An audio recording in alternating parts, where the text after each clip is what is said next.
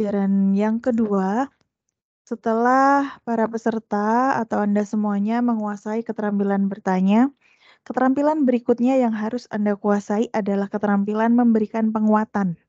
Nah, pemberian penguatan sangat diperlukan dalam upaya meningkatkan keterlibatan siswa dalam kegiatan pembelajaran. Oleh karena itu, melalui kegiatan pembelajaran 2 ini, Anda diharapkan mampu menerapkan keterampilan memberikan penguatan dan pembelajaran.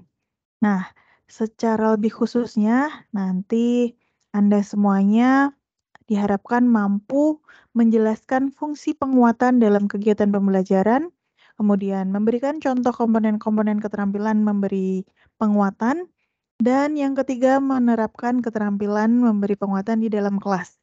Nah, sesuai dengan kemampuan yang harus Anda kuasai, materi yang akan dikaji dalam kegiatan belajar kedua ini mencakup pengertian dan tujuan memberi penguatan, kemudian ada komponen-komponen memberi penguatan, serta prinsip-prinsip penerapan keterampilan memberi penguatan dalam pembelajaran.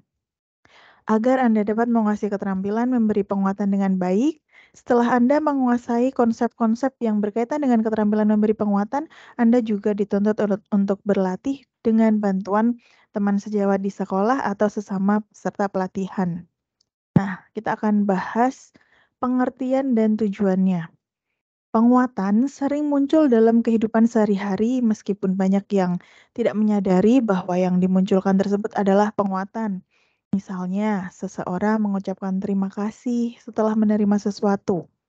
Seorang anak diberi pujian oleh ibunya setelah membereskan tempat tidur, atau seorang anak diberi hadiah karena berhasil memenangkan lomba gerak jalan, dan lain sebagainya. Semua hal tersebut adalah penguatan yang dapat membuat orang yang menerima penguatan tersebut merasa senang dan akan meningkatkan perbuatan yang diberi penguatan tersebut. Nah, penguatan adalah respon yang diberikan terhadap perilaku atau perbuatan yang dianggap baik yang dapat membuat terulangnya atau meningkatnya perilaku atau perbuatan yang dianggap baik tersebut. Nah, dalam kegiatan pembelajaran, penguatan memiliki peranan penting dalam meningkatkan keefektifan kegiatan pembelajaran. Nah, pujian atau respon positif guru terhadap perilaku perbuatan siswa yang positif akan membuat siswa merasa senang karena dianggap mempunyai kemampuan. Namun sayangnya, guru sangat jarang memuji perilaku atau perbuatan siswa yang positif. Yang sering terjadi adalah guru menegur atau memberi respon negatif terhadap perbuatan siswa yang negatif. Oleh karena itu, guru perlu melatih diri sehingga terampil dan terbiasa memberikan penguatan. Nah, berkaitan dengan kegiatan pembelajaran, tujuan pemberian penguatan adalah yang pertama, meningkatkan perhatian siswa. Yang kedua, membangkitkan dan memelihara motivasi siswa. Yang ketiga, memudahkan siswa untuk belajar. Yang keempat, mengontrol dan memodifikasi tingkah laku siswa serta mendorong munculnya perilaku yang positif. Yang kelima, menumbuhkan rasa percaya diri pada diri siswa. Yang keenam, memelihara iklim kelas yang kondusif. Nah, coba coba Bapak Ibu semuanya diskusikan dengan mungkin teman sejawat Anda, apakah keenam kondisi tadi dapat dicapai melalui penguatan? Nah, gunakan pengalaman Anda semua, coba diingat-ingat. Kemudian, poin yang kedua, komponen keterampilan memberi penguatan. Nah, penguatan pada dasarnya dapat diberikan dalam dua jenis, yaitu penguatan verbal dan penguatan non-verbal. Komponen-komponen keterampilan memberikan penguatan yang harus dikuasai oleh guru berkaitan dengan keterampilan menggunakan kedua jenis penguatan tersebut. Nah, secara terperinci akan saya jelaskan komponen-komponen tersebut. Yang pertama, penguatan verbal. Penguatan verbal merupakan penguatan yang paling mudah digunakan dalam kegiatan pembelajaran yang dapat diberikan dalam bentuk komentar, pujian, dukungan, pengakuan, atau dorongan yang diharapkan dapat meningkatkan tingkah laku dan penampilan siswa. Komentar, pujian, dan sebagainya tersebut dapat diberikan dalam bentuk kata-kata dan kalimat. Contoh, misalnya ya, kalau kata-kata bagus, baik, luar biasa, benar, ya, betul, dan lain sebagainya. Kalau kalimat misalnya, wah, pekerjaan kamu rapi benar. Misalnya, kalimat-kalimat Anda sangat bagus susunannya. Kemudian cara Anda berpikir cukup sistematis. Wah, makin lama pekerjaan Anda semakin baik. Anak-anak lain perlu meniru cara Tono memecahkan masalah. Nah, misalnya seperti itu. Kemudian yang kedua, penguatan nonverbal. Nah, penguatan nonverbal dapat ditunjukkan dengan berbagai cara. Misalnya yang pertama, mimik dan gerak badan. Mimik dan gerak badan seperti senyuman, anggukan, tepuk tangan, atau acungan ibu jari dapat mengkomunikasikan kepuasan guru terhadap respon siswa yang tentu saja merupakan penguatan yang sangat berarti bagi siswa. Mimik dan gerakan badan dapat dipakai bersama-sama dengan penguatan verbal. Misalnya, ketika mengucapkan kata bagus, nah itu kan sambil senyum, sambil tangannya mengacungkan ibu jari, misalnya ya, seperti itu. Kemudian bisa juga dengan gerak mendekati. Gerak mendekati ini dapat ditunjukkan guru dengan cara melangkah mendekati siswa, berdiri di samping siswa atau kelompok siswa, bahkan dalam situasi tertentu duduk bersama siswa atau kelompok siswa. Tujuan gerak mendekati adalah memberikan perhatian, memberikan untuk menunjukkan rasa senang akan pekerjaan siswa, bahkan juga memberi rasa aman kepada siswa. Bentuk penguatan ini biasanya dipakai bersama-sama dengan bentuk penguatan verbal. Artinya ketika guru mendekati siswa, guru mengucapkan kata-kata tertentu sebagai penguatan. Kombinasi ini biasanya memperkuat efek penguatan, namun harus dibatasi pemakaiannya sehingga efektivitasnya tidak menurun.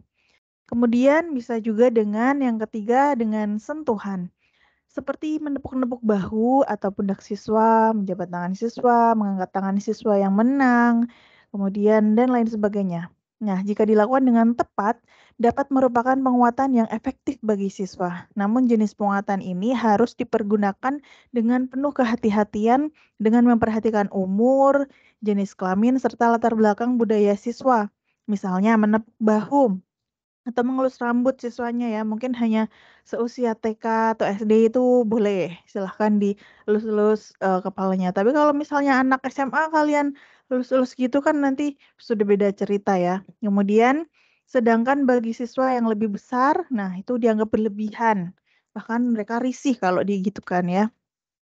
Nah, demikian juga menepuk bahu siswa wanita, yang sudah remaja, mungkin juga diartikan oleh teman-temannya, eee gimana gitu ya, jadi kurang pas gitu. Jadi oleh karena itu guru harus mempertimbangkan faktor-faktor yang disebutkan, saya sebutkan tadi. Nah, kemudian bisa juga dengan kegiatan yang menyenangkan. Nah, pada dasarnya siswa akan menjadi senang jika diberikan kesempatan untuk mengerjakan sesuatu yang menjadi kegemarannya atau sesuatu yang memungkinkan dia berprestasi. Oleh karena itu, kegiatan yang disenangi oleh siswa dapat digunakan sebagai penguatan.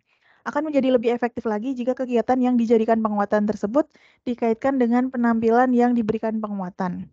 Misalnya, siswa yang dapat menyelesaikan masalah matematika lebih dahulu diberikan kesempatan untuk membantu teman-temannya.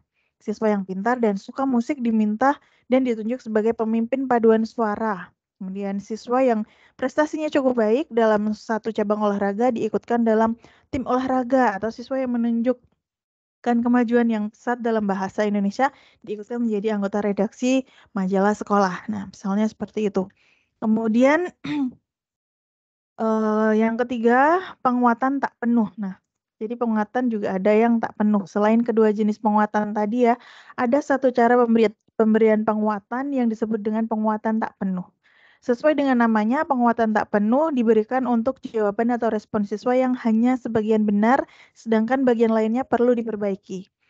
Nah, untuk itu guru berkatanya, bagian pertama dari jawaban Anda sudah benar, tetapi alasan yang Anda berikan belum mantap. Coba dicari lagi ya, misalnya seperti itu. Nah, kemudian guru meminta siswa yang lain untuk memberikan jawaban yang masih perlu diperbaiki tersebut. Dengan cara seperti itu, siswa akan memahami kualitas jawabannya sehingga penguatan yang diberikan guru benar-benar bermakna. Kemudian komponen pembahasan yang ketiga kita yakni terkait dengan prinsip penggunaan. Yang pertama, kehangatan dan keantusiasan. Jadi penguatan diberikan oleh guru haruslah disertai dengan kehangatan dan keantusiasan. Kehangatan dan keantusiasan dapat ditunjukkan dengan berbagai cara, misalnya dengan muka, wajah berseri, disertai senyuman, suara yang riang, penuh perhatian, atau sikap yang memberi kesan bahwa penguatan yang diberikan memang sungguh-sungguh gitu ya. Sebaliknya, penguatan yang diberikan dengan suara lesu, sikap acuh tak acuh, wajah yang murung, itu tidak akan ada dampak positifnya bagi siswa, bahkan hanya akan menimbulkan kesan negatif bagi siswa. Nah, siswa akan merasa ucapan guru seperti baik atau bagus itu hanya merupakan kata-kata klise yang tidak ada maknanya. Kemudian yang kedua, kebermaknaan. Penguatan yang diberikan guru haruslah bermakna bagi siswa. Artinya, siswa memang merasa terdorong untuk meningkatkan penampilannya. Misalnya, guru mengatakan, model yang kamu rancang sangat menarik. Nah, karena model yang dibuat siswa tersebut memang benar-benar menarik, sehingga siswa benar-benar merasa bahwa ia memang patut mendapatkan pujian. Dengan perkataan lain, pujian itu bermakna bagi siswa sehingga mendorong siswa untuk bekerja lebih giat dalam menciptakan model. Namun, apabila model yang dibuat sangat kasar dan tidak sesuai dengan tugas yang diberikan, sebaiknya guru jangan memuji model tersebut, tetapi hanya mencoba menyadarkan siswa tersebut agar hasil karyanya misalnya dengan mengatakan, "Saya tahu kamu sudah bekerja keras menciptakan model ini. Kalau bagian-bagian ini kamu perhalus lagi, modelmu mungkin akan bisa menjadi lebih baik." Nah, misalnya bisa diberi penguatan seperti itu. Kemudian yang ketiga, menghindari penggunaan respon negatif. Respon negatif seperti kata-kata kasar, cercaan, hukuman, atau ejekan dari guru merupakan senjata ampuh yang dapat dapat menghancurkan iklim kelas yang kondusif dan kepribadian siswa sendiri. Nah, oleh karena itu, guru hendaknya menghindari segala jenis respon negatif tersebut.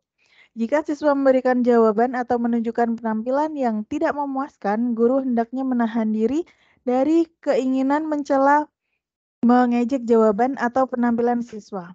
Apabila jawaban siswa keliru, guru dapat mengalihkan pertanyaan tersebut kepada siswa yang lainnya.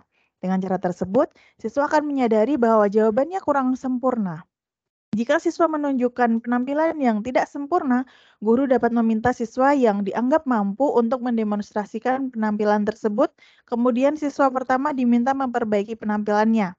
Dengan cara-cara tersebut, guru akan tetap memberikan balikan kepada siswa serta sekaligus terhindar dari penggunaan respon negatif.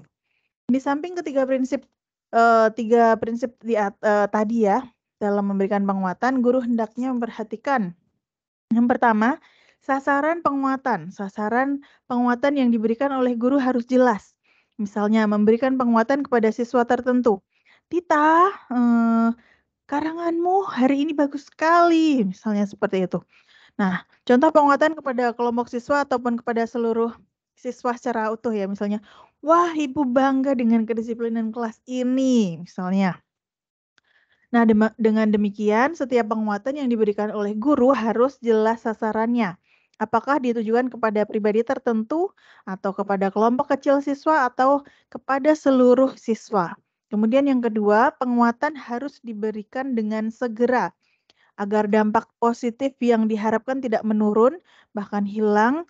Penguatan haruslah diberikan segera setelah siswa menunjukkan respon yang diharapkan. Dengan perkataan lain, tidak ada waktu tunggu antara respon yang ditujukan dengan penguatan yang diberikan. Kemudian yang ketiga, variasi dalam penggunaan. Pemberian penguatan haruslah dilakukan dengan variasi yang kaya sehingga dampaknya cukup tinggi bagi siswa yang menerimanya. Penguatan verbal dengan kata-kata yang sama, misalnya bagus, bagus, bagus, akan kehilangan makna hingga tidak berarti apa-apa bagi siswa. Demikian juga penguatan dalam bentuk mimik atau gerak badan yang diberikan secara terus-menerus akan membosankan dan tidak berdampak apa-apa. Bahkan mungkin akan menimbulkan respon negatif, misalnya menjadi bahan tertawaan. Oleh karena itu, guru hendaknya berusaha mencari variasi baru dalam memberi penguatan. Nah, seperti itu ya terkait dengan memberikan penguatan kepada siswa. Semoga bermanfaat. Saya akhiri, billahi taufiq wal hidayah. Wassalamualaikum warahmatullahi wabarakatuh.